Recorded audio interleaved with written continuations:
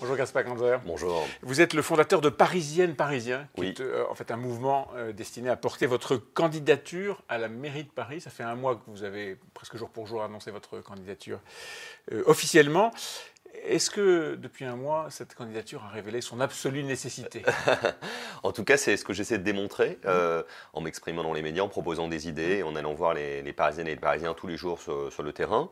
Et je sens qu'il y a une bonne énergie parce que les gens ont beaucoup à dire sur leur ville, sur la propreté, la sécurité, le logement et les transports. Donc on avance pour convaincre. Beaucoup à dire de négatif, si je comprends bien. Oui, malheureusement, le bilan d'Anne Hidalgo et de la majorité sortante n'est pas positif. La ville est sale, elle est de moins en moins sûre dans certains quartiers, les prix de l'immobilier ont explosé, les transports sont congestionnés. Et pourtant, dans les sondages, Anne Hidalgo semble à peu près défendre son positionnement, soit en tête, soit pas très loin de la première place, dans un premier tour en tout cas d'élection municipale. Pour une maire sortante, elle est quand même 15 points en dessous de son score de premier tour de 2014. C'est ça qui vous marque? Oui, je crois que l'élection est très ouverte. Aujourd'hui, ce que disent les sondages, c'est que personne n'est en mesure de gagner seul. Donc celui qui gagnera ou celle qui gagnera sera celui qui sera capable d'avoir les meilleures propositions et de rassembler. C'est mon intention. C'est ça votre intention? C'est ça votre martingale? Parce que, pour dire les choses, vous n'êtes pas dans les... Ah oui, non, je suis un outsider. Je suis un outsider. Vous n'êtes pas dans le groupe de tête. Un outsider. Et donc, quoi, vous comptez sur le fait que ceux qui seront en tête devront rassembler et vous devrez vous rapprocher de l'un ou l'autre? Non, je ne crois pas à ça, parce que je ne crois pas que les gens aiment la tambouille politicienne. Moi, si je me lance dans cette campagne, c'est pour gagner. Je n'ai pas l'habitude de courir une course si ce n'est pas pour remporter la médaille d'or. Donc, je le fais avec l'optique de convaincre, d'aller voir tout le monde pour témoigner de la pertinence de nos propositions. Et je crois qu'on va y arriver parce que les Parisiens veulent du changement et des solutions concrètes pour améliorer leur destin et leur vie quotidienne, mais aussi une nouvelle projection dans l'avenir. On va parler de vos propositions, mais je constate que quand on parle bilan de la maire de Paris, vous attaquez très durement son bilan aujourd'hui. Beaucoup de gens dans les élections ont cru, au fur et à mesure des élections présidentielles ou des élections municipales, qu'on pouvait avoir comme seul programme le fait de faire battre son adversaire, de faire sortir le sortant. Ça suffit? Non, je ne crois pas que ça suffise, mais on ne doit pas s'interdire de dresser le bilan des responsables politiques quand ils ont conduit une majorité pendant plusieurs années, notamment quand c'est un boulet. Je prends un exemple, juste si vous me permettez, sur la pollution. La maire de Paris a beaucoup parlé de la lutte contre la pollution. Et qu'est-ce qu'on a constaté en lisant les journaux récemment? C'est que la pollution augmentait à Paris. Elle augmentait dans le métro, elle augmentait à la proximité des écoles de nos enfants. Nos enfants à cause de la circulation? Oui, de la congestion de la circulation, qui a eu l'effet paradoxal d'augmenter la pollution à Paris. Et qui continue à provoquer des bouchons gigantesques, difficile aujourd'hui de circuler dans Paris? Bah oui, c'est une ville congestionnée, sur la chaussée, mais aussi maintenant congestionnée sur les trottoirs. Le paradoxe, c'est que bientôt on ne pourra plus circuler nulle part, ni en voiture, ni à vélo, ni en scooter, ni même à pied, puisque les trottoirs sont saturés de trottinettes. Bon, est-ce que Paris se gagne à droite, au centre ou à gauche? Je pense qu'il se gagne dans le cœur des Parisiens, parce qu'en réalité, il y a selon les suites. Non, mais je vous le dis franchement. Non, c'est pas une formule, parce que la réalité, c'est que quand on réfléchit à l'occupation de l'espace public, à la sécurité, au logement, je ne sais pas si on doit adopter des postures de droite ou de gauche. On doit trouver les meilleures solutions sans se poser la question de est-ce que c'est plutôt Marx qui l'aurait dit ou plutôt Friedrich von Hayek. Mais il y a, par exemple, une question de redistribution ou de pression fiscale, une question d'accès aux services publics. Toutes ces questions sont peut-être un peu plus ou à gauche ou à droite, ça non, ça ne compte pas à votre avis? Enfin, c'est pas que ça compte pas, mais en tout cas, moi j'ai les idées très claires sur le sujet. Il ne faut pas augmenter les impôts, par exemple. Il faut diminuer l'endettement de la ville. La maire de Paris l'a doublé en 5 ans. Donc baisser les dépenses? Oui, c'est indispensable. Dans la gestion des services publics, il y a des services publics municipaux qui sont mal gérés. Par exemple, les piscines, les stades, les gymnases. Je prends cet exemple-là, puisqu'on a des agents publics qui s'en occupent, qui ouvrent, qui nettoient, etc. On ferait mieux peut-être de les gérer de façon plus efficace, peut-être en déléguant davantage au privé l'entretien et la surveillance de ces équipements. La droite, l'opposition de droite aujourd'hui moque beaucoup et critique beaucoup les dépenses de communication d'Anne Hidalgo, les centaines de salariés qui travaillent à l'image de la mairie de Paris et donc aujourd'hui à celle d'Anne Hidalgo. C'est un sujet pour vous? Oui, bien sûr, parce que même si Paris est connu dans le monde entier et doit rayonner, il faut faire attention à ne pas avoir des dépenses dispendieuses, on va dire, dans ce domaine-là. J'ai vu qu'ils avaient refait l'identité visuelle, le logo pour des sommes considérables. C'est pas du tout une bonne chose. Le point le plus visible aujourd'hui de votre campagne électorale, en tout cas celui qui frappe le plus, qui provoque des commentaires, c'est le fait que vous voulez supprimer le périphérique. Est-ce que c'est la préoccupation numéro 1 des Parisiens? Je ne pense pas que ce soit leur préoccupation numéro un, mais en réalité, ça peut devenir la grande solution. Pourquoi? Parce que cette ville est trop petite, elle est congestionnée justement parce qu'elle est enfermée dans son périphérique.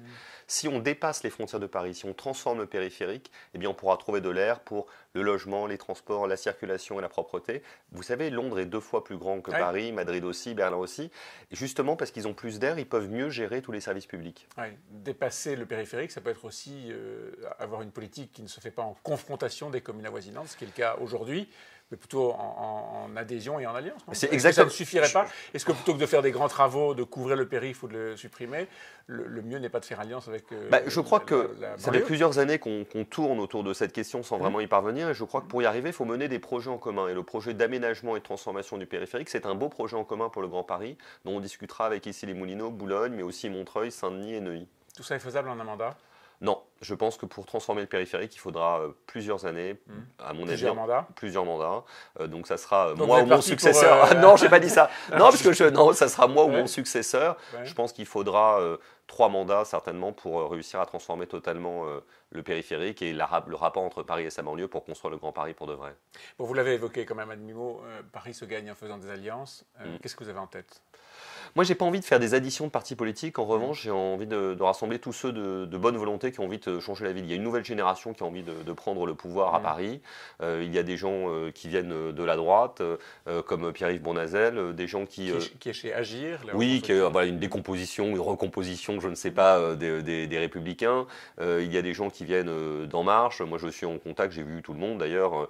Griveaux, Majoubi, Rançon et Villani. Les 4 candidats. Voilà. Il y en a d'autres. Mais j'ai aussi des relations régulières avec les Verts, avec certains socialistes.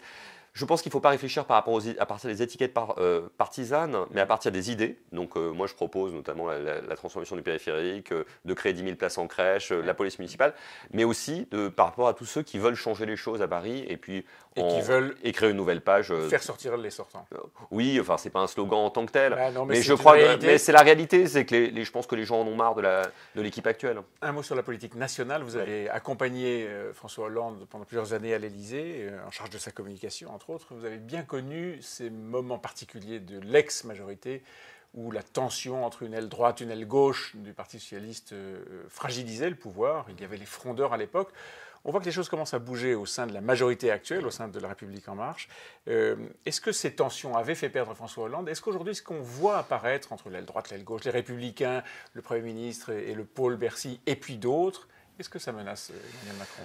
L'histoire ne se répète rarement exactement de la même manière, mais c'est vrai qu'on peut faire un parallèle. On est à peu près à mi-mandat, ou en tout cas on s'en rapproche. Première échéance électorale qui s'annonce quand même pas très positive pour La République En Marche, même si on peut imaginer qu'ils seront dans le peloton de tête, on verra. Vous parlez des européennes? Oui, des européennes, pardon. Et il y a une tension interne à la majorité, parce que cette majorité, elle est parfois un peu de bric et de broc, en des gens qui n'ont pas des histoires communes. Donc à un moment donné, on rentre dans le vif du sujet. Là, c'est la sortie du grand débat. Il y a des questions lourdes qui se passent en matière de fiscalité, en matière d'écologie. Deuxième phase du quinquennat, voilà. Donc est-ce qu'elle sera plutôt social-démocrate? Est-ce qu'elle sera plutôt libérale? Est-ce qu'elle sera plutôt conservatrice? Et je crois que ce qu'on peut appeler l'aile gauche de la majorité de La République En Marche commence à se rendre compte qu'elle a plutôt beaucoup de chances d'être très conservatrice et pas tellement très sociale. Est-ce que ça peut faire perdre Emmanuel Macron?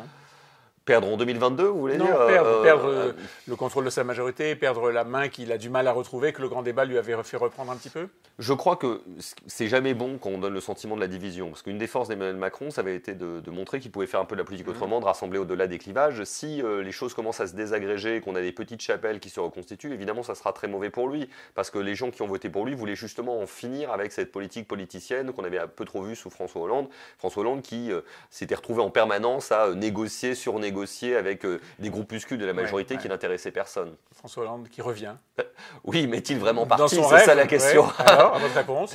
Je pense qu'il n'a jamais eu l'intention de partir. Il a envie de toujours peser dans le débat politique, de continuer à donner son avis. Après, jusqu'où ça le conduira, je ne sais pas. Vous savez, moi j'ai longtemps travaillé avec lui, je ne l'ai pas toujours compris. Maintenant que je ne travaille plus avec lui, c'est encore difficile de le comprendre. Merci Gaspard Ganzer. Merci à vous.